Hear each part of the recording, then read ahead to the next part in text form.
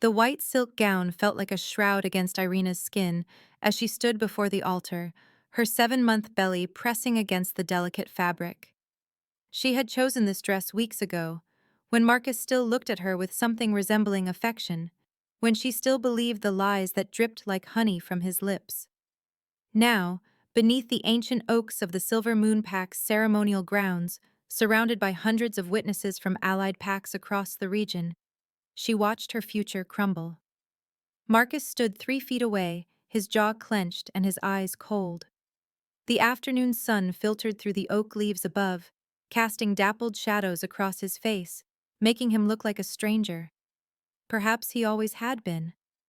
"I cannot do this," Marcus announced, his voice carrying across the assembled crowd with perfect clarity. The murmur of conversation died instantly. "I will not bind myself to a woman who carries another man's bastard." The words hit Irina like physical blows. Her hand instinctively moved to cradle her belly, protecting the life within even as her own world shattered. She felt the baby kick, as if responding to her distress, and tears burned hot behind her eyes. "Marcus, please," she whispered, but her voice caught in her throat. "You know the truth. This child is yours." His lip curled into something cruel, something that made him unrecognizable as the man who had courted her, who had promised her forever. "Is it? Or did you spread your legs for any wolf who showed you attention? You were Omega born, Irina. Did you really think I wouldn't question why you suddenly became so eager to marry after years of me keeping you at a distance?" Gasps rippled through the crowd.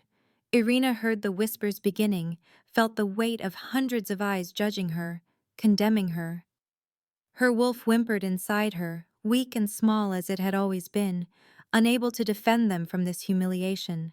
"I have been faithful to you," Irina said, forcing strength into her voice even as she trembled.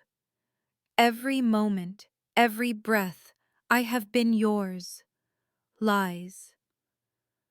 Marcus turned to address the assembled packs, his voice booming with alpha authority.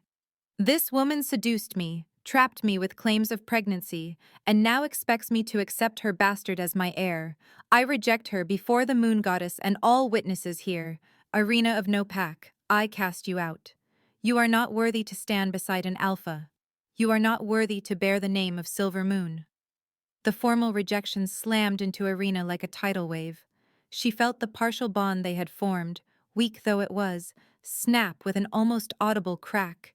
Pain radiated through her chest, stealing her breath. Her knees buckled, and she grasped the edge of the altar to keep from falling. Through the haze of agony, she heard voices in the crowd. Some expressed shock, others approval. She caught sight of Celine, Marcus's sister, smirking with satisfaction. The other woman had never hidden her disdain for Irina, had made it clear from the beginning that her brother deserved better than an Omega, with no family, no status, nothing but a desperate hope for belonging. "Please," Irina whispered one more time, but Marcus had already turned his back on her, striding away from the altar with his head held high. The crowd parted for him like water around stone. Irina stood alone in her wedding dress, pregnant and rejected, the ultimate symbol of shame in werewolf society. Tears finally spilled down her cheeks, hot and bitter. Her hand pressed against her belly, where the baby kicked frantically, responding to her racing heartbeat and flooding stress hormones. She had to leave. She couldn't stand here one more second, beneath the weight of their judgment and disgust. On trembling legs, Irina gathered her skirts and fled down the aisle, her white gown trailing through the grass like a banner of her humiliation. The crowd didn't part as easily for her as they had for Marcus. She had to push through bodies that barely moved aside, heard the muttered insults that followed in her wake. "Omega whore. Can't believe she thought she could trap an alpha. The child is probably fathered by a rogue." Each word was a dagger between her ribs. Irina kept moving, kept running, even as the pain in her chest intensified and her belly cramped with the beginnings of something that terrified her. Not now. Please, not now. She had almost reached the edge of the ceremonial grounds when a gnarled hand caught her wrist. Irina spun to find an ancient pack elder, a woman whose face was so lined with age that she seemed almost timeless. The elder's eyes were milky white with cataracts, but they fixed on Irina with an intensity that suggested she saw far more than the physical world. "Child," the elder whispered, her voice like dried leaves rustling, "do not despair. Your daughter carries a mark of destiny. She will unite the kingdoms or destroy them all. What you see as your ending is merely the beginning." Before Irina could respond, the elder released her wrist and melted back into the crowd, disappearing as though she had never been there. Irina stood frozen for a heartbeat, the words echoing in her mind. Daughter. Destiny. The beginning. But another cramp seized her belly, stronger this time, and panic overrode everything else. She ran. The forest beyond Silvermoon territory swallowed Irina within minutes. She crashed through undergrowth, her white dress snagging on brambles and tearing with each desperate stride. Behind her, she heard no sounds of pursuit. No one was coming for her. No one cared if a rejected Omega died in the wilderness. The thought brought fresh tears, but Irina forced them back. She couldn't afford to break down now. She had to find shelter, had to protect her baby, had to. Pain exploded through her abdomen, so intense that she cried out. Her legs gave way and she collapsed into the leaf litter, gasping. No, no, it was too early. 7 months. The baby needed more time. Please, she whimpered to the moon goddess, to fate, to anyone who might be listening. Please, don't take her too. Don't punish her for my mistakes. But the contractions came harder, faster, stealing her breath and her hope. Irina curled onto her side, her torn wedding dress spreading around her like a deflated parachute. She was going to die here. Her baby was going to die here. Everything was easy now. The voice was deep, commanding, and entirely unfamiliar. I've got you. Strong arms slid beneath Irina's body, lifting her as though she weighed nothing. She gasped and looked up into the most striking face she had ever seen. Sharp features, pale gray eyes that seemed to glow in the fading light, dark hair that fell across his forehead. He was beautiful in a dangerous way, like a blade or a winter storm. The baby, Irina managed to gasp. Please, the baby is going to be fine, the stranger said with absolute authority. Both of you are going to be fine, I promise. Something in his voice made her believe him. Irina's wolf, which had been cowering and silent for hours, suddenly stirred with interest. More than interest. Recognition. As if this stranger were someone they had been waiting for their entire lives. The man carried her swiftly through the forest, moving with the supernatural grace of an alpha, his stride never faltering despite her weight. Irina caught the scent of pine and night air clinging to him, mixed with something darker, something that spoke of ancient power. "Who are you?" she whispered. His eyes met hers, and she saw something flash in their depths, surprise, recognition, perhaps wonder. "My name is Kalen, the Alpha King." The legends called him the most powerful werewolf alive, ruler of the northern kingdoms, a warrior without equal. And he was carrying her, a rejected Omega, as though she were something precious. Irina wanted to speak, to ask why he was here, why he had found her. But another contraction seized her, and she could only cry out. Kalen's arms tightened around her, and he began to move faster, covering ground at an impossible pace. "Hold on," he murmured. "Just hold on a little longer." Time became fluid. Irina was aware of movement, of Kalen's steady heartbeat against her ear, of the pain ebbing and flowing through her body like tides. Then they were somewhere enclosed, lamplight flickering, and other voices joined Kalen's. "Contractions are slowing," someone said. A healer, Irina thought distantly. The stress triggered false labor. She needs rest and quiet, but the child should be safe. Relief crashed through Irina so powerfully that she sobbed. The baby was safe. Her daughter was safe. She felt hands arranging her on a soft surface, felt the torn wedding dress being carefully removed and replaced with something warm and clean. Through it all, she was aware of Kalen's presence, standing guard nearby, his power a tangible force in the small room. When the healer finished and withdrew, Irina forced her eyes open. She was in a simple room, lying on a narrow bed. Through the single window, she could see that full night had fallen. Kalen stood silhouetted against the lamplight, watching her with an expression she couldn't quite read. "Thank you," Irina whispered. Her throat was raw from crying and screaming. "You saved us." Kalen moved closer, settling into a chair beside the bed. Up close, his beauty was almost painful to look at, but Irina found she couldn't turn away. His eyes tracked over her face, then lowered to where the blanket covered her belly. "May I?" he asked quietly. Irina didn't understand what he was asking until he extended his hand toward her stomach. She should have refused.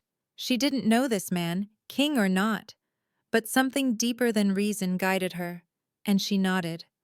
Kalen's hand settled gently on her belly, his palm warm through the thin blanket.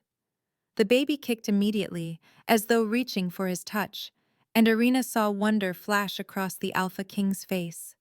His thumb traced a small circle, and Irina realized he was following the path of her daughter's movement.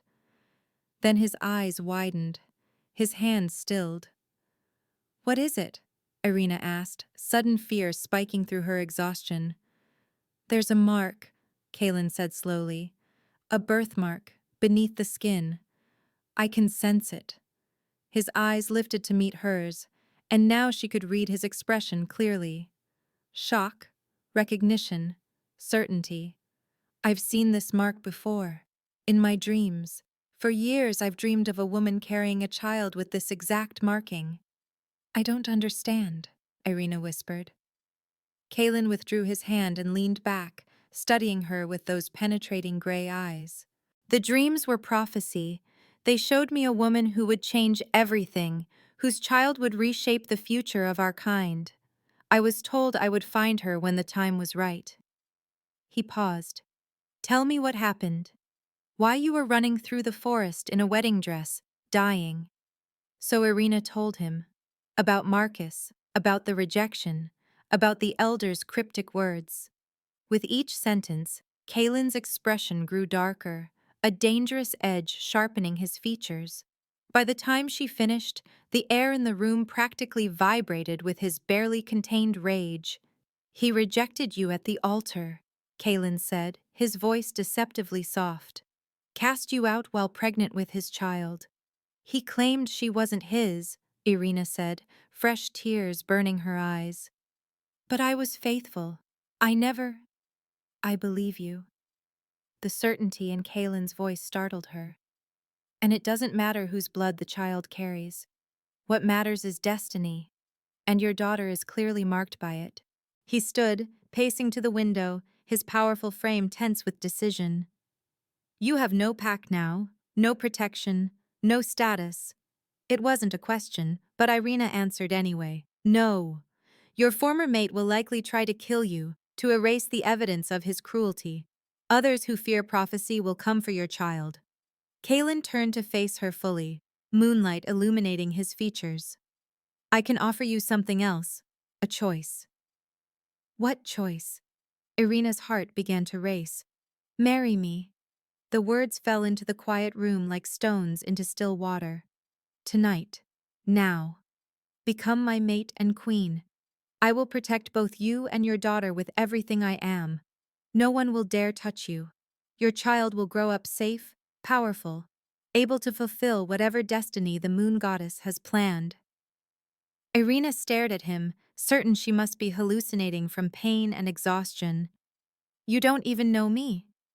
"I've dreamed of you for 5 years," Kalen said simply. "I know enough. And you need protection, stability, safety. I can provide all of that." He moved closer, his eyes holding hers. "I won't lie to you. I cannot promise love. My heart is complicated by my own past. But I can promise absolute loyalty, fierce protection, and a place to belong." That's more than most wolves ever find. It was insane, impossible. She had just been rejected by one man hours ago, and now the most powerful alpha in existence was proposing marriage.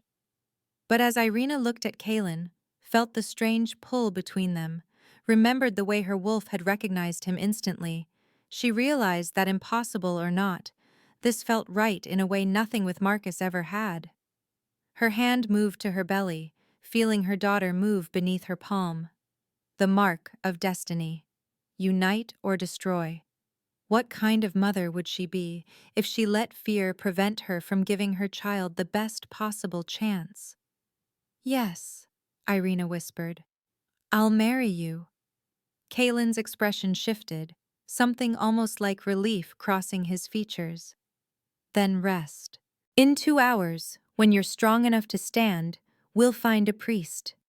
Before dawn breaks, you'll be my queen, and anyone who wants to harm you will have to go through me.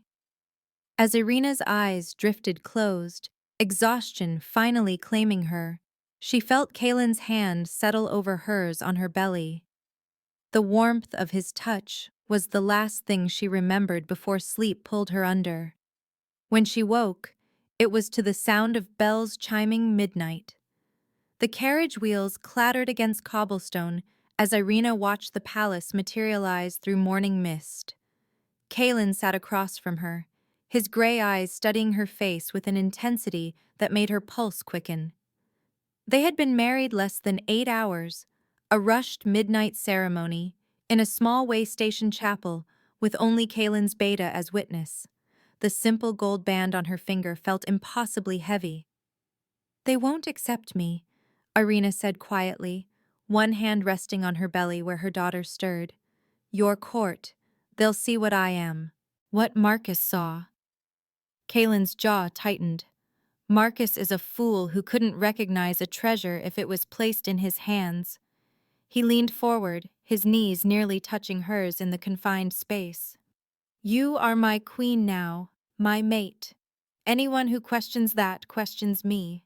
The certainty in his voice sent warmth through Irina's chest, though anxiety still coiled tight beneath her ribs.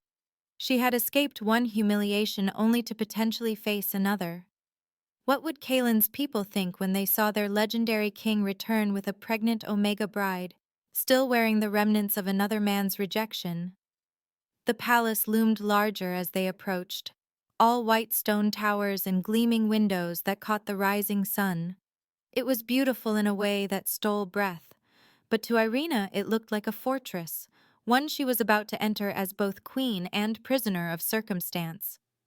When the carriage stopped, Kalen descended first and offered his hand. Irina took it, feeling the strength in his grip as he helped her down. Her borrowed dress, simple blue wool provided by the chapel keeper, did nothing to hide her pregnancy. As palace guards and servants began to gather, staring openly, Irina felt her wolf whimper and retreat. Head up, Kalen murmured, his hand settling at the small of her back. You have nothing to be ashamed of. But shame wasn't something logic could erase. It lived in her bones, carved there by years of being told she was less than. Still, Irina lifted her chin as Kalen guided her through massive oak doors and into a throne room that made her breath catch. The space was cavernous, with vaulted ceilings that seemed to reach toward the sky.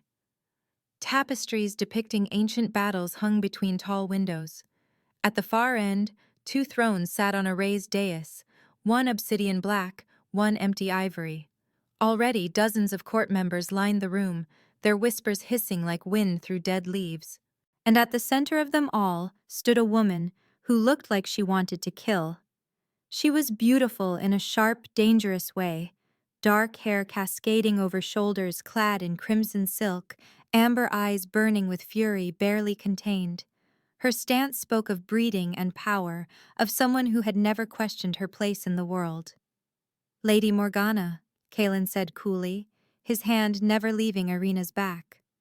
I trust the palace has been well managed in my absence. Your Majesty, Morgana's voice was smooth as poisoned honey. We didn't expect you back so soon. And with Company. Her gaze raked over Irina with undisguised contempt, lingering on her swollen belly. How unexpected. Not company, Kalen corrected, his tone hardening to steel. My wife, your queen. The whispers exploded into shocked murmurs. Morgana's perfect composure cracked, fury flashing across her features before she schooled them back to icy control. Your wife? How sudden. And she's carrying my heir, Kalen interrupted, the lie flowing smoothly. The child is under my protection, as is her mother. I will say this once, to all assembled.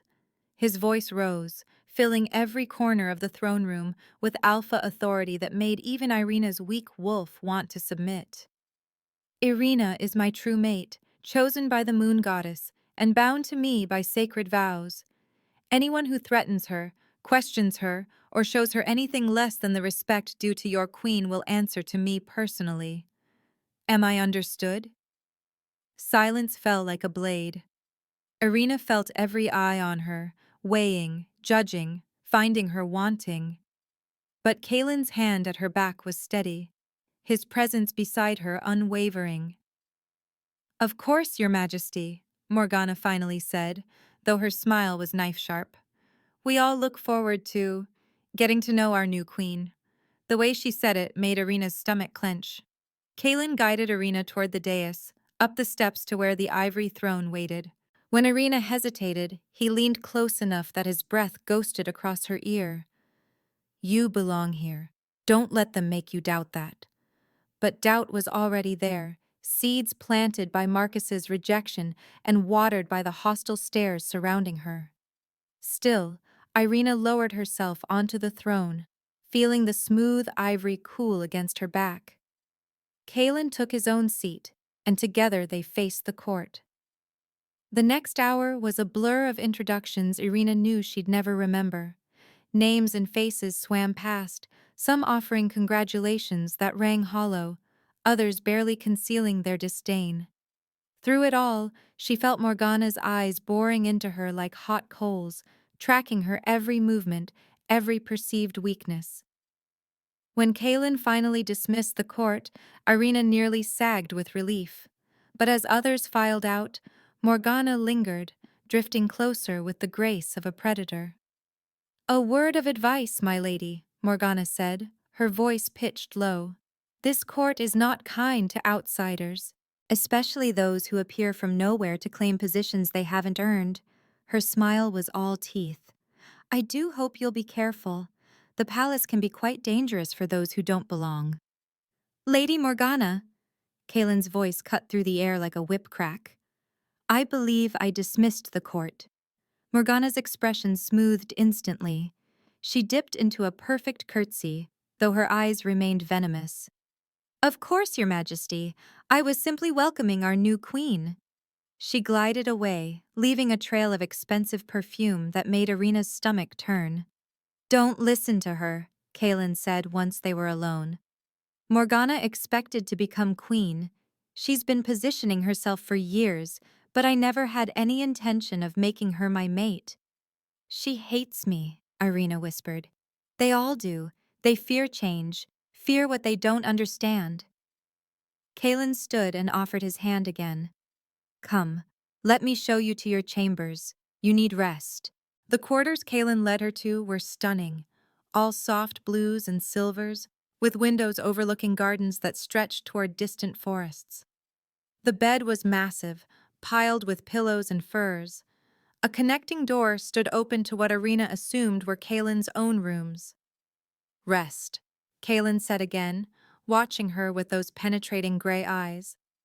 I have matters to attend to, but I'll have food sent up. You're safe here, Irina. I promise. After he left, Irina sank onto the bed and finally allowed tears to come. She had escaped Marcus only to trap herself in a different cage.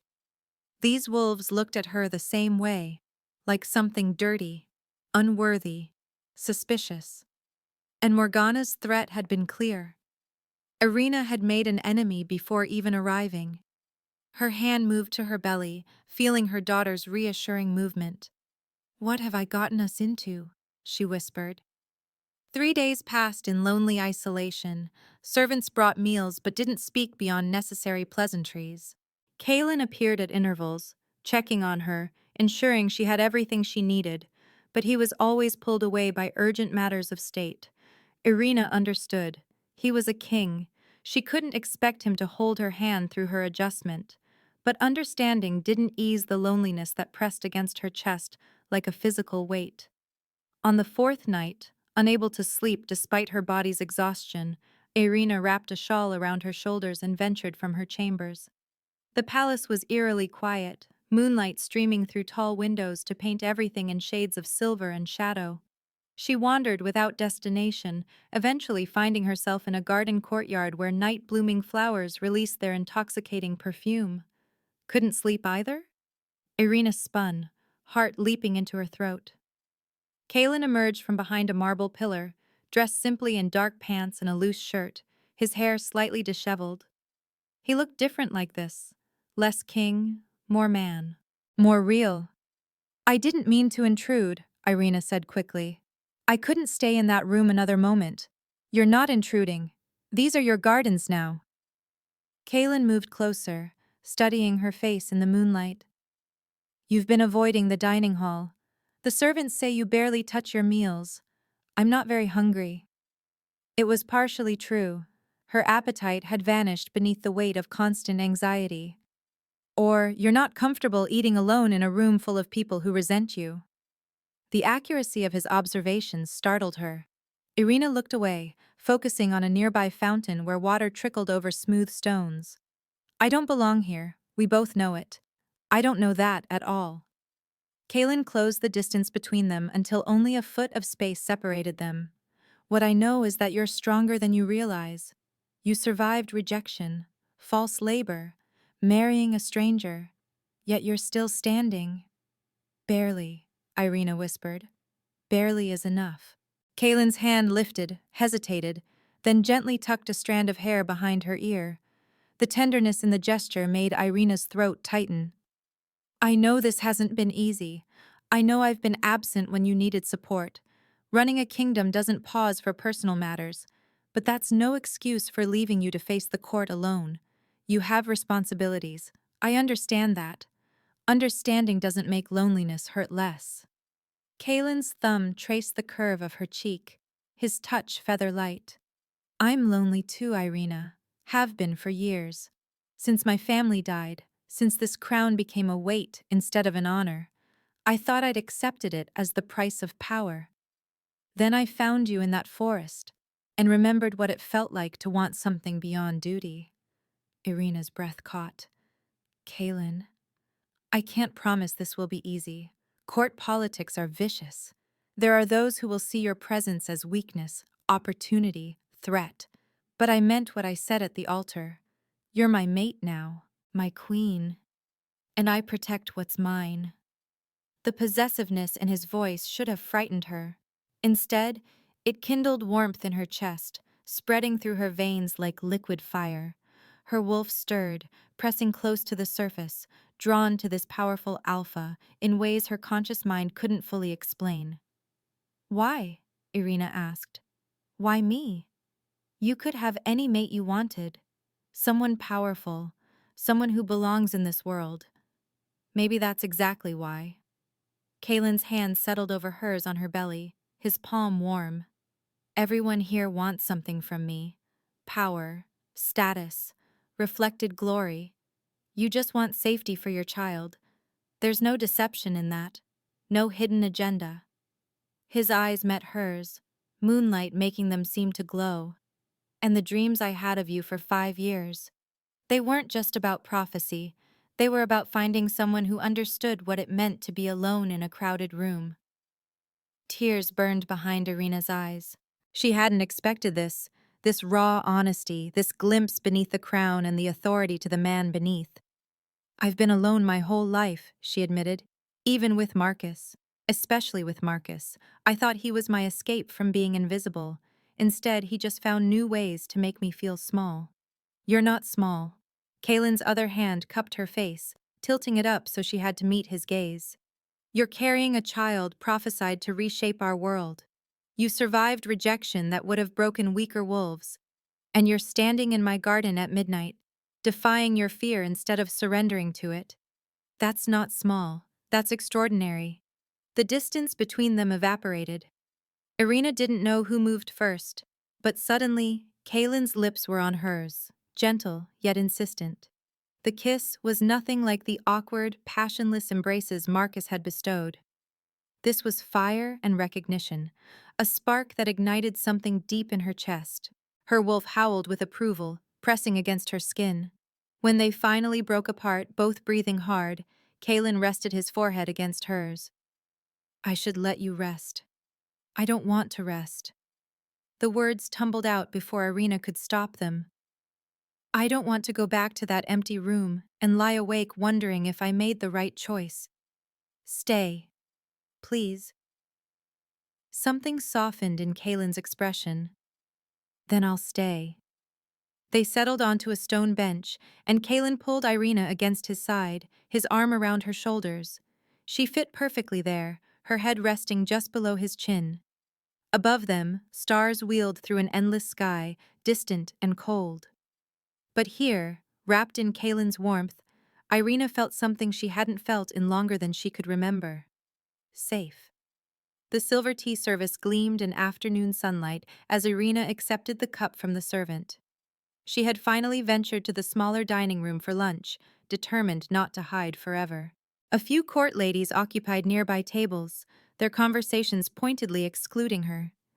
But Irina was learning to let their coldness slide off like water. She raised the cup to her lips, breathing in the fragrant steam, and froze. Something was wrong. The scent beneath the chamomile was bitter, acrid. Her weak wolf suddenly surged forward with more strength than Irina had ever felt from her, screaming danger. The cup fell from her nerveless fingers, shattering against the floor in an explosion of porcelain and liquid. My lady! The servant rushed forward. I'm so sorry, let me… Don't touch it! Irina backed away from the spreading puddle, her heart hammering. Don't let anyone touch it! Within minutes, Kalen burst into the room, his power rolling before him like a physical force. His eyes found Irina first, scanning her for injury, then dropped to the shattered cup. When he inhaled, his expression transformed into something terrifying. Wolfsbane, he growled, mixed with silver dust. Gasps rippled through the room. The combination would have killed Irina slowly and painfully. And her baby, Irina's hand flew to her belly, panic clawing up her throat. The child, Kalen demanded. Moving, Irina whispered. I didn't drink any. Something warned me. Kalen's hand closed around the servant's throat, lifting the terrified young man off his feet. Who gave you this tea to serve? I don't… Please, Your Majesty, the kitchen… Guards! Kalen's roar shook the windows. Lock down the palace. No one leaves. I want everyone who touched this tea in the throne room within the hour. His eyes blazed with fury that made his wolf visible just beneath his skin. Someone just tried to murder my mate and child. I will have answers, and whoever is responsible will pray for death long before I grant it. The servant was dragged away, court ladies scattered. Within moments, only Irina and Kalen remained. He pulled her into his arms, his heart pounding against her cheek. I should have anticipated this, he said, voice rough with self-recrimination. Should have known someone would try. You can't predict everything. Irina clung to him, her own heart still racing. But Kalen, if my wolf hadn't warned me… They both knew what would have happened. The silence stretched, heavy with the weight of near tragedy. This ends now, Kalen said finally. No more gentle politics. No more assuming court rivalry will stay within acceptable bounds. He pulled back, his hands framing Irina's face. From this moment, you don't eat or drink anything not tasted first. You don't go anywhere without guards, and I will find who did this and make them an example that will haunt this court for generations. True to his word, Kalen's investigation was swift and merciless. By evening, 3 kitchen servants had been arrested, along with a lesser noble whose ambitions apparently aligned with keeping Irina from solidifying her position. Under questioning, they revealed connections to Marcus's pack, payments made, promises of reward. But there were whispers of something larger, a shadowy organization called the Shadow Council that feared what Irina's child represented. As night fell, Kalen summoned his most trusted warriors to guard Irina. She recognized his beta among them, along with 3 others whose eyes held the weight of countless battles. Until we root out everyone involved, these warriors don't leave your side, Kalen said. They're bound to me by blood oaths. You can trust them with your life. This is because of the prophecy, Irina said quietly. Because of what my daughter is meant to be. It's because people fear change, fear power they can't control. Kalen's jaw was tight. But they're about to learn that threatening you brings consequences they can't survive. That night, unable to face her chambers alone, Irina asked if she could stay with Kalen. He agreed without hesitation, leading her through the connecting door to his private quarters. They were more austere than hers, all dark woods and minimal decoration, with weapons mounted on walls and maps spread across tables.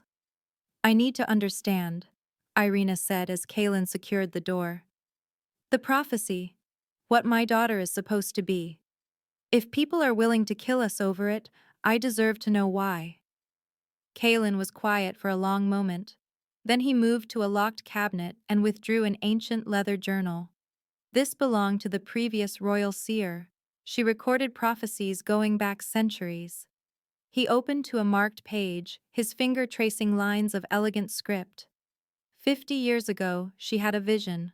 A child born of 2 bloodlines, marked by the moon goddess, who would possess the ability to command all shifter breeds, wolves, bears, cats, all of them. A true hybrid with unprecedented power. Command them how? Completely. Absolute control over their beasts. No shifter would be able to refuse her orders.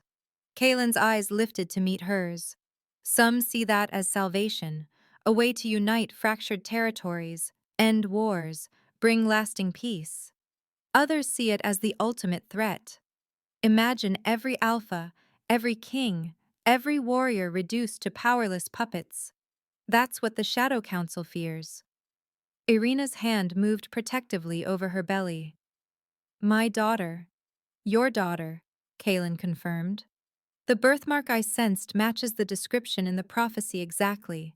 That's why I recognized you from my dreams. Why I knew the moment I touched you that everything was about to change. So they'll keep coming. It wasn't a question. Yes. Kalen closed the journal carefully. Which is why I need to make you strong enough to survive what's coming. Tomorrow, I'm taking you to the sacred temple beneath the palace. The current seer will perform a ritual to protect your child and help you access more of your wolf's strength. You felt her warning today. That was unusual for an Omega, wasn't it? Irina nodded. Her wolf had always been weak, barely able to shift. But today, in that moment of danger, she had been powerful, certain, protective. There's more to you than you realize, Kalen said softly, more than Marcus ever understood, and I'm going to help you discover exactly what that is. He guided her to the bed, his bed, massive and covered in dark furs. Sleep here tonight. I'll take the chair. No. Irina caught his hand. Stay. Please, I don't want to be alone. Kalen's expression softened. He settled beside her, pulling her against his chest. Her pregnancy made it slightly awkward, but he adjusted carefully until they both fit comfortably. His hand rested over hers on her belly, and Irina felt their daughter kick against their joined palms. I won't let anything happen to either of you, Kalen murmured into her hair. That's a promise, Irina. Whatever's coming, we face it together. As sleep claimed her, wrapped in warmth and safety, Irina believed him. The nightmare she'd escaped at that altar felt like another lifetime. This, Kalen's arms, his protection, the tentative bond growing between them, this felt like something worth fighting for. even if the entire world rose against them.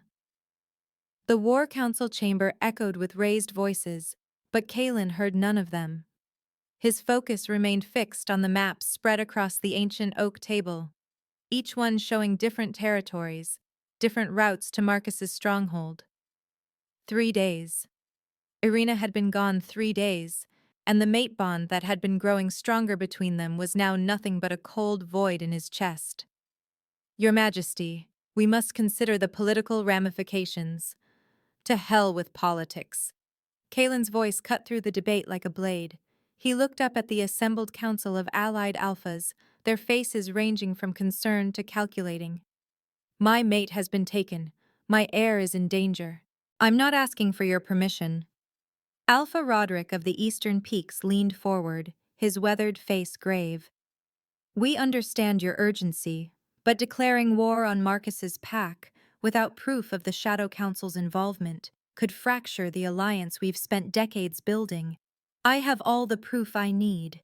Kalen's fist slammed down on the table, making the maps jump. They used ancient magic to sever our bond. That kind of power doesn't come from a minor pack alpha. The Shadow Council has her, and Marcus is harboring them. Then we negotiate, another alpha suggested. Open diplomatic channels. While they torture my pregnant mate? Kalen's eyes blazed, his wolf so close to the surface that his words came out half growl. While they plot to steal my child? No. I gave you all the courtesy of this council out of respect for our alliance, but make no mistake. I'm attacking Marcus's territory tonight, with or without your support. The chamber fell silent.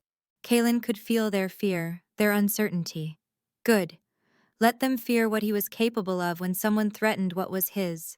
His beta, Garrett, spoke quietly from his position at Kalen's right hand. Your Majesty, the magical barrier blocking your bond. Breaking through it will require the blood ritual. I know. Kalen had already made his peace with what had to be done. The ancient blood ritual was forbidden for good reason. It could kill the wolf who attempted it, burning through their life force to shatter magical barriers. But Irina's face haunted him, the memory of her trust, her tentative smiles, the way she fit perfectly against his chest. He would risk anything to bring her home. That ritual hasn't been successfully performed in over a century, Roderick said, concern replacing his earlier political caution. Kalen, even if you survive it, you'll be weakened. Leading an assault in that condition is the only option I have. Kalen straightened, his decision made and unshakable. The ritual begins at moonrise. We attack at midnight. Those who stand with me, I welcome. Those who don't, stay out of my way. He strode from the council chamber before anyone could argue further, Garrett falling into step beside him. The beta had been with him since childhood, had stood beside him through wars and the devastating loss of his family. If anyone understood the depth of Kalen's determination, it was Garrett. The ritual components are prepared, Garrett said quietly, as they navigated the palace corridors. But Kalen, if this goes wrong, it won't. Kalen couldn't afford to consider failure. I've seen what happens to mates who lose each other. I won't become that hollow shell, Garrett. And I won't let Irina suffer because I was too cautious. The ritual chamber lay deep beneath the palace, carved from living rock and inscribed with runes that predated the current kingdom. Torches cast flickering shadows across symbols that seemed to writhe in the uncertain light. At the center of the chamber, a circle of silver had been inlaid into the stone floor, intricate patterns spiraling inward to a single point. Kalen stripped off his shirt and stepped into the circle. The ancient seer, who had performed the protection ritual for Irina weeks ago, waited at the edge, her milky eyes somehow seeing more than physical sight allowed. You understand the cost, she said, her voice like wind through dried leaves. The ritual will burn through your essence. Many who attempt it die. Those who survive are never quite the same. I understand. Kalen knelt at the center of the circle, placing his palms flat against the cold stone. Begin. The seer began chanting in the old language, words that resonated in Kalen's bones. She moved around the circle's perimeter, lighting braziers that filled the chamber with smoke that smelled of sage and copper. As the chant intensified, Kalen felt power begin to gather, pulling from deep within him. Then the pain started. It felt like fire in his veins, like his blood was boiling beneath his skin. Kalen gritted his teeth, refusing to cry out as the ritual seized his life force and weaponized it. The smoke swirled faster, forming shapes that might have been ancient wolves or might have been nightmares. His vision blurred as sweat poured down his face. Through the agony, he focused on Irina.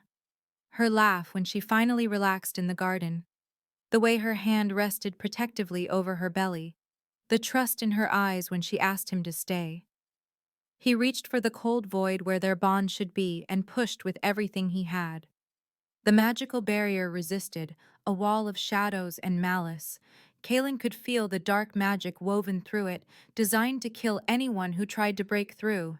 But he was the Alpha King, descended from the first wolves, and his power was older than the Shadow Council's tricks. He pushed harder, pouring more of himself into the effort.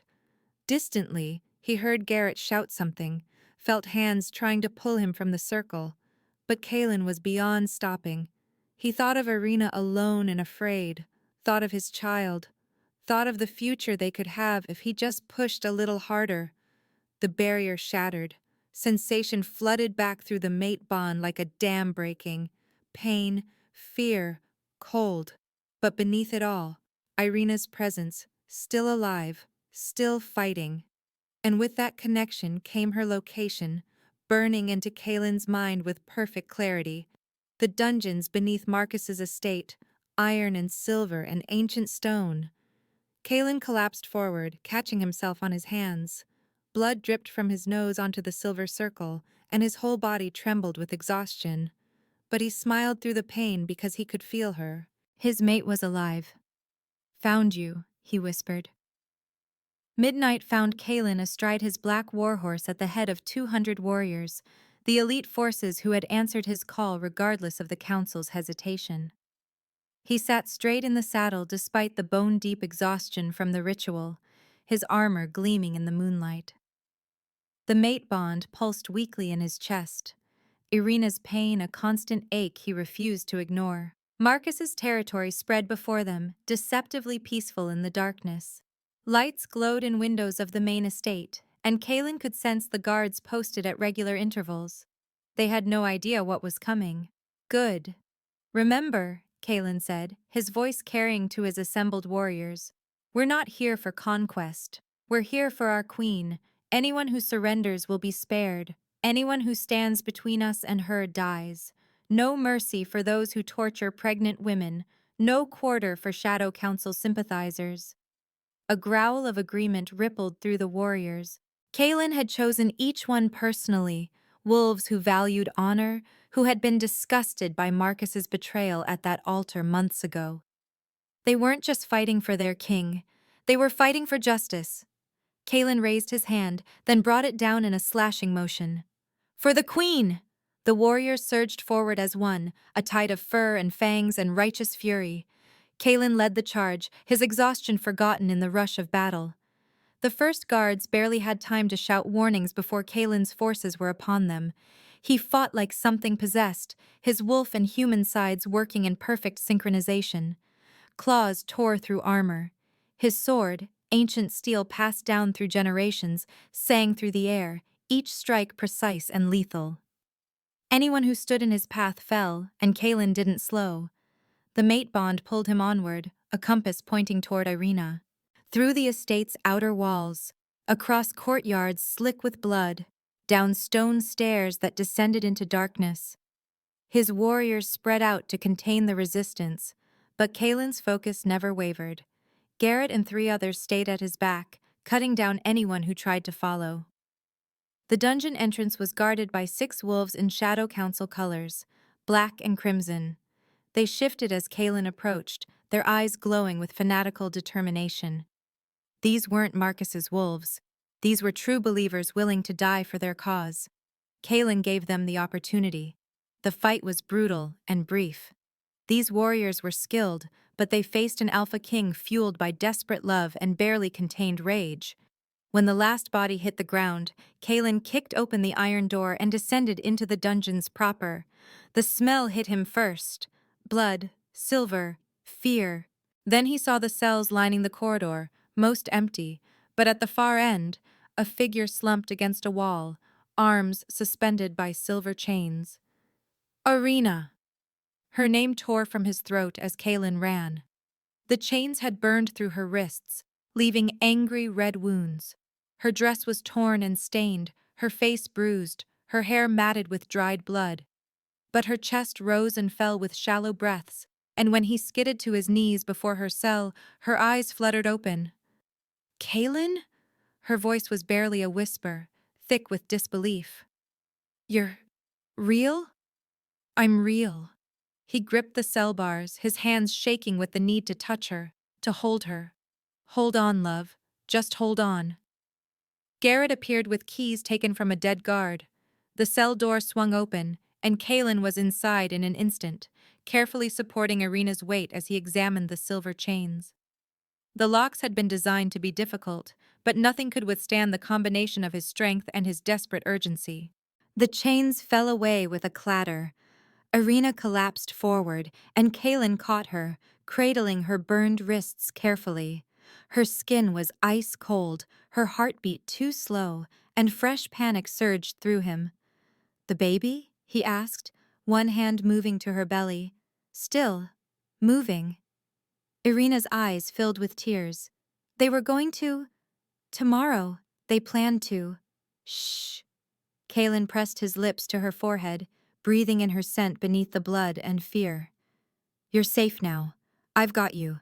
No one's taking you from me again. He lifted her as gently as possible, but Irina still whimpered as movement jarred her injuries. Kalen's vision went red at the edges, rage burning away the last of his exhaustion. Marcus and the Shadow Council had done this. They would pay in ways that would make demons weep. But first, he had to get Irina to safety. The journey back through the estate was faster, his warriors having secured a path. Kalen emerged into the courtyard to find Marcus himself being held by 3 of his soldiers, the Alpha's face bloodied but defiant. You can't do this, Marcus snarled as Kalen passed.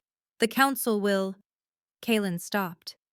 Slowly, he turned to face the man who had rejected Irina at that altar, who had called her unworthy, who had facilitated her torture. When he spoke, his voice was soft and infinitely deadly. The council will do nothing. You aided in the kidnapping and torture of a queen. You harbored enemies of the crown. And you hurt my mate. Kalen's eyes blazed. Pray I'm merciful enough to grant you a quick death, because if I'm not, you'll spend your last days learning exactly what I do to wolves who touch what's mine. He didn't wait for a response. Cradling Irina closer, Kalen mounted his warhorse with supernatural grace and turned toward home. Behind him, Marcus's estate burned, flames reaching toward the stars like an offering to the moon goddess. Justice had been served. But as Kalen felt Irina's shallow breaths against his chest and saw the silver burns on her wrists, he knew the reckoning was far from over. Irina woke to sunlight streaming through familiar windows, and Kalen's face inches from hers, his gray eyes shadowed with concern and exhaustion. She was in their chambers. His chambers, she corrected herself, though he'd given her permission to think of them as theirs. The memories crashed back. The kidnapping, the cell, Marcus's cruel smile as he explained how they would steal her baby's power. Easy. Kalen's hand was gentle on her shoulder as she tried to sit up. You've been asleep for 2 days. The healers said you needed rest more than anything. 2 days. Irina looked down at her wrists, finding them bandaged in soft white cloth. The pain had dulled to a manageable ache. Her other hand moved instinctively to her belly, and relief flooded her as she felt strong kicks. She's fine, Kalen confirmed, his voice rough, resilient like her mother. Irina's eyes burned with unexpected tears. I thought, when they took me, I thought I'd never see you again. Never. Kalen's hand covered hers on her belly, his touch warm and solid and real. There's nowhere in this world or the next where I wouldn't find you. I would burn down kingdoms, shatter the barriers between life and death itself. You're my mate, Irina. Mine to protect, mine to cherish. And I failed you. You saved me. After you were taken. After you were hurt. Self-recrimination darkened his features. I should have anticipated the Shadow Council would try something during the diplomatic gathering. Should have kept you closer. You can't predict everything. Irina reached up, cupping his face. He looked terrible. Dark circles under his eyes, new lines of strain around his mouth, his skin pale beneath its usual color. What did you do? To find me? Kalen was quiet for a moment. Then he turned his head and pressed a kiss to her palm. What I had to. Garrett appeared in the doorway before Irina could press for details. Your Majesty, the prisoner is awake. He's asking for you. Marcus. Kalen's expression hardened. Good. Let him wait a while longer. He looked back at Irina. Are you strong enough for what comes next? Because I need to know what happened, what they wanted, what they planned. And I need to know how you want Marcus dealt with. Irina's wolf stirred at the question, pressing close to her consciousness with an intensity she'd never felt before. The trauma of her captivity had changed something. She could feel it. A power coiled in her chest, waiting to emerge. Her wolf wasn't weak and cowering anymore. She was angry. I want to be there, Irina said, surprised by the steel in her own voice. When you question him, I want him to see that I survived, that he didn't break me. Pride flickered across Kalen's face. Then rest today. Heal. Tomorrow we'll face him together. But as the day wore on and healers came and went, Irina found herself unable to rest. She paced the chambers, energy crackling beneath her skin.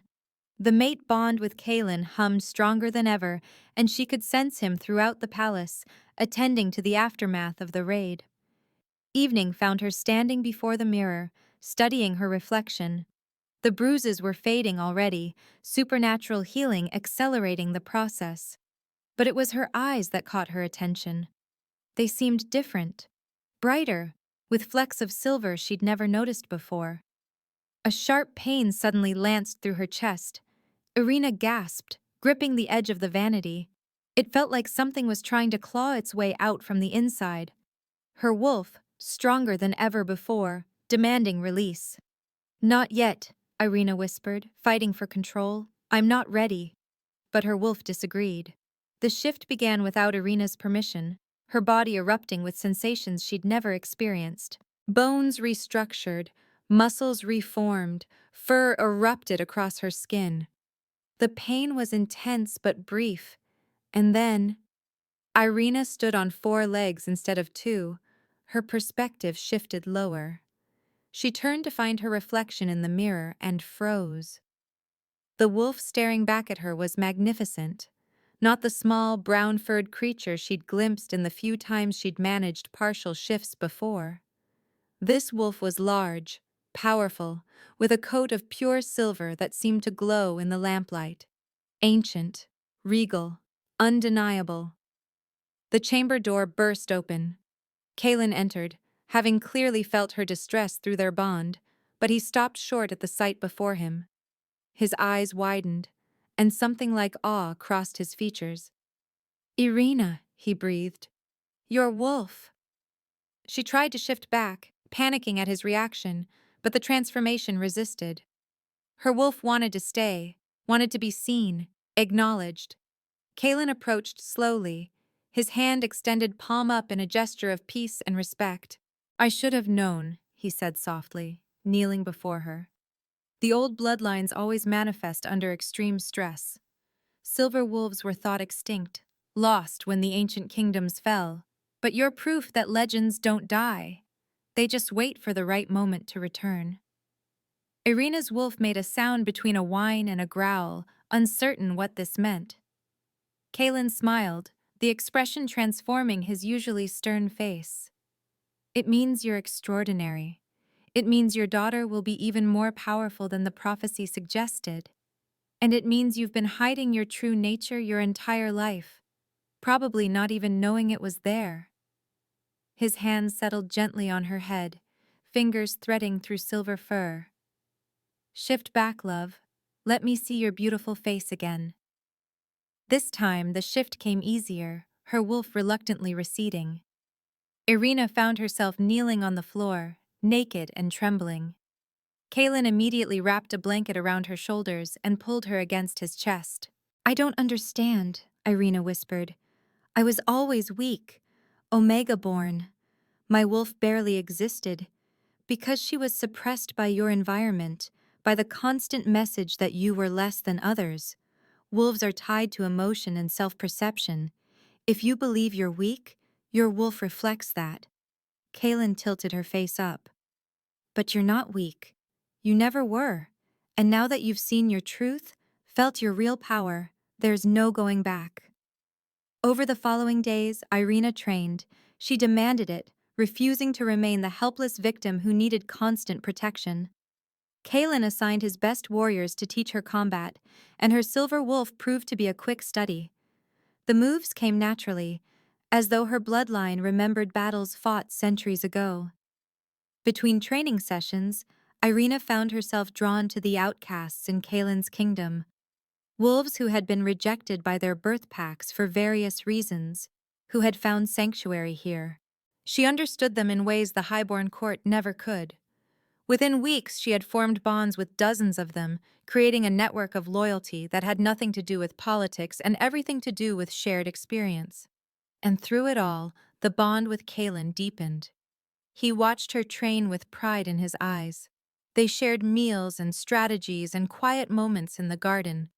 The tentative connection that had formed during her first weeks at the palace transformed into something unbreakable. One night, after a particularly intense training session, Irina returned to their chambers to find Kalen waiting. He stood by the window, moonlight painting him in silver and shadow, and when he turned to look at her, the heat in his gaze stole her breath. You were magnificent today, he said quietly. Watching you fight, seeing your strength, I've never been prouder of anything in my life. Irina crossed the room slowly, her heart racing. I learned from the best. You're a natural. That's not teaching. That's destiny asserting itself. Kalen closed the distance between them, his hands settling on her waist.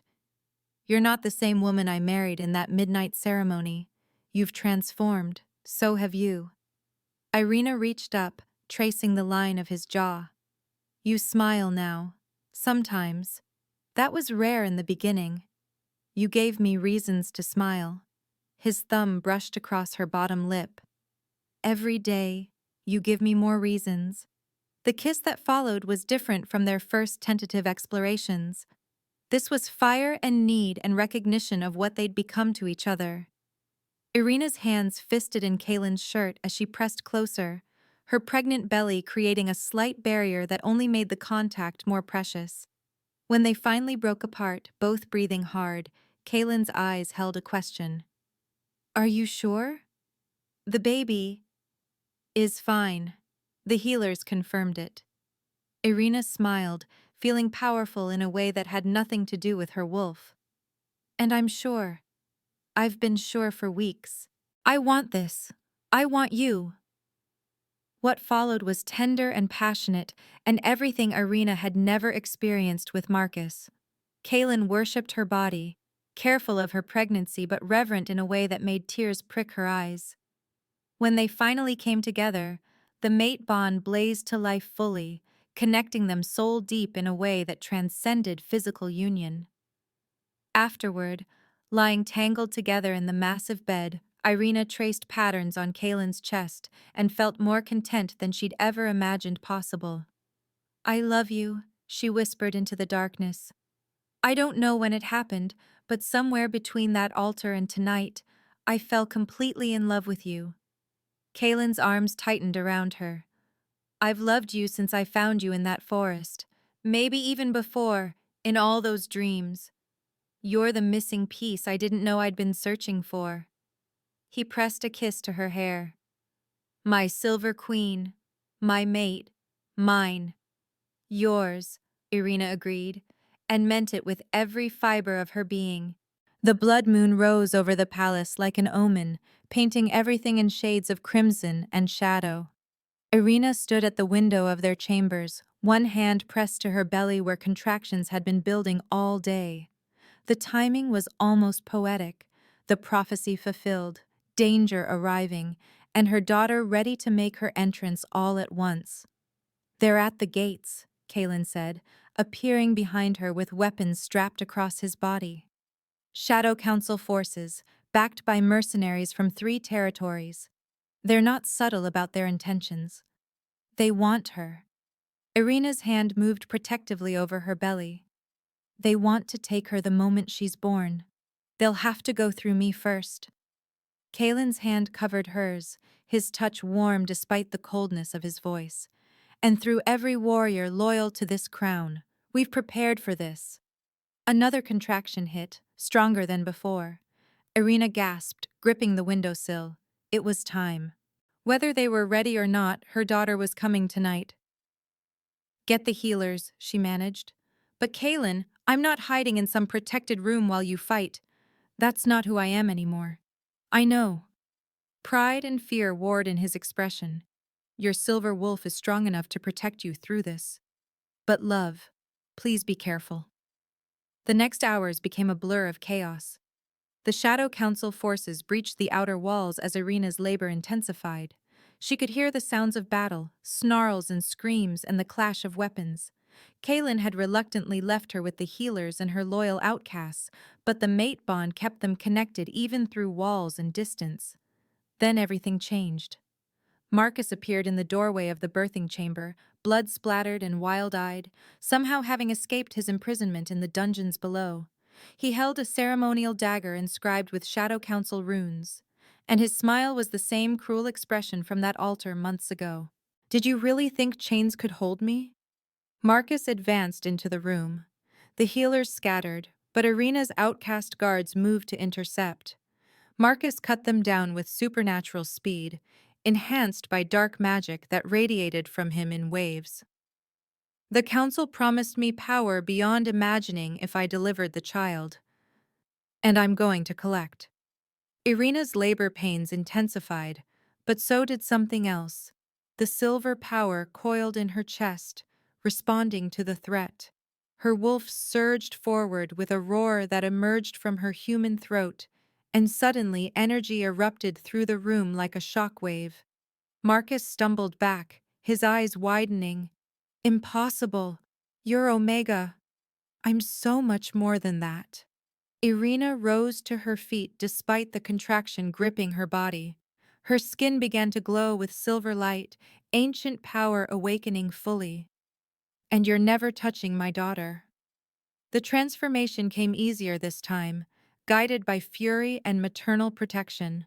Irina's silver wolf emerged in full glory, larger than Marcus's brown wolf when he shifted in response. They clashed in the center of the birthing chamber, all teeth and claws and rage. Outside, Kaelin felt the surge of power through their bond and abandoned his position at the front lines. He tore through enemy combatants with single-minded determination, racing toward Irina. His warriors followed, creating a wedge that split the Shadow Council forces. In the birthing chamber, Irina fought through pain that came in waves, labor contractions mixed with battle wounds. But every time Marcus tried to get past her, every time that cursed dagger came close, her silver wolf drove him back. She was protecting her child, and nothing in this world would stop her. Kaelin burst through the door to find Irina's wolf standing over Marcus's broken body, blood staining her silver fur. Their eyes met across the chaotic room, and something passed between them: pride, love, unshakable faith. Then Irina shifted back, collapsing as the final stages of labor hit. "The baby's coming," the head healer announced, having courageously returned to her duty. "Your Majesty, we need to—" "I'm not leaving," Kaelin said, moving to Irina's side. "She's my mate. I stay." What followed tested them both. The Shadow Council's assault continued outside, but within the birthing chamber, Irina fought a different battle. Kaelin held her through every contraction, their mate bond creating a shield of power that kept the remaining enemies at bay. When Shadow Council members tried to breach the room, they found themselves repelled by silver energy that seemed to emanate from the mated pair. And then, as dawn began to break over the blood-stained palace grounds, a baby's cry cut through the chaos. Irina collapsed back against the pillows, exhausted beyond measure, as the healer placed a tiny bundle against her chest. Her daughter, their daughter now, was perfect. Dark hair like Kaelin's, but eyes that already showed flecks of silver. And on her tiny shoulder blade, visible through translucent newborn skin, was the prophesied mark. Luna, Irina whispered, the name coming to her as naturally as breathing. Luna Arya. Kaelin's hand trembled as he reached out to touch his daughter's head. The baby's fingers wrapped around one of his, gripping with surprising strength, and Irina saw tears track down her mate's face. She's perfect, Kaelin breathed. You're both perfect. A commotion at the door made them both tense, but it was Garrett who appeared, blood-splattered but grinning. The Shadow Council's forces are broken, Your Majesty. Those who didn't die surrendered. The threat is over. Marcus? Kaelin asked, though his eyes never left his daughter. Dead by the Queen's claws, Garrett reported, pride evident in his voice. Word of her strength is already spreading. The outcast wolves are calling her the Silver Queen, and there's talk of her being the greatest warrior this kingdom has seen. Irina barely heard the praise. She was too focused on the tiny life in her arms, on the way Luna's eyes seemed to track between her parents with unusual awareness. The prophecy had spoken of unity or destruction. Looking at her daughter now, Irina saw only hope.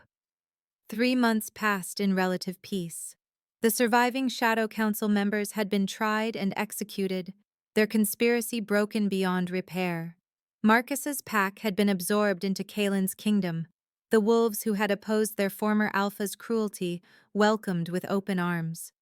And now, as Irina stood in the coronation hall, wearing a gown of silver and white, she barely recognized herself.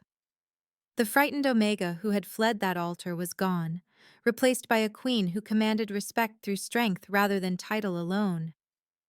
"Are you ready?" Kaelin asked, appearing at her side in his formal regalia. He looked every inch the king, powerful, commanding, untouchable.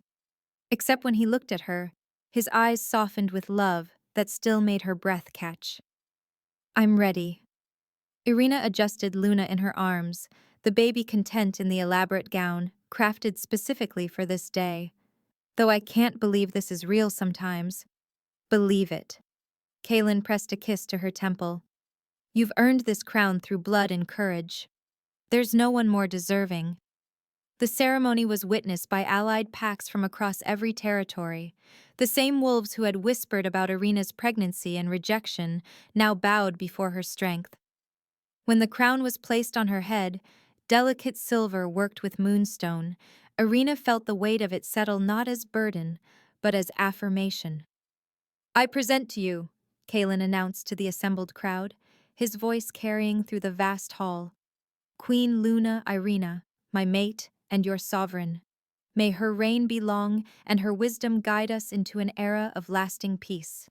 The cheers were deafening. Irina saw familiar faces in the crowd, the outcast wolves who had become her friends, the warriors who had trained her, even some of the court ladies who had initially scorned her but now regarded her with wary respect. And there, in a place of honor, the ancient elder who had whispered prophecy to her on the worst day of her life. After the ceremony, Kaelin led Irina to the private royal balcony overlooking the kingdom. The sun was setting, painting the sky in golds and crimsons, and the view seemed to stretch forever. Luna dozed peacefully between them, oblivious to the change her existence represented. "Thank you," Irina said quietly. Kaelin looked at her, surprise flickering across his face. "For what? For finding me in that forest? For seeing value where everyone else saw shame? For loving me when I couldn't love myself?" Irina turned to face him fully, her free hand finding his. "You gave me everything: safety, purpose, a home. But most importantly, you gave me the space to discover who I really was. You did that yourself, Kaylin corrected gently. I just provided the opportunity. Your strength, your courage, your love, that was all you. He cupped her face, his thumb brushing across her cheekbone. You've given me far more than I ever gave you. You gave me hope again. A family. A reason to be more than just the crown I wear. They stood together as the sun sank below the horizon, their daughter sleeping peacefully between them, the kingdom spread out at their feet. The prophecy had spoken of unity or destruction, and looking at the peaceful territories stretching to the horizon, Irina knew which path they had chosen. I love you, she whispered into the gathering darkness. I love you more, Kaylin replied, pressing a kiss to her lips that tasted of promises kept and futures bright. And I'll spend eternity proving you were always worthy, not just of love, but of everything the moon goddess had planned for you. As stars began to emerge overhead, Irina leaned against her mate and knew with absolute certainty that she was finally, truly home. Not just in this palace or this kingdom, but in Kaylin's arms, in Luna's tiny hand wrapped around her finger, in the knowledge that she had transformed her greatest shame into her greatest strength. The rejected Omega had become a silver queen. The unwanted child in her belly had become a bridge between bloodlines. And the marriage born of desperation had become a love that would echo through generations. It was, Irina thought, as sleep began to claim her in the warmth of her family's embrace, the most perfect ending she never knew to hope for, and the most perfect beginning for everything still to come.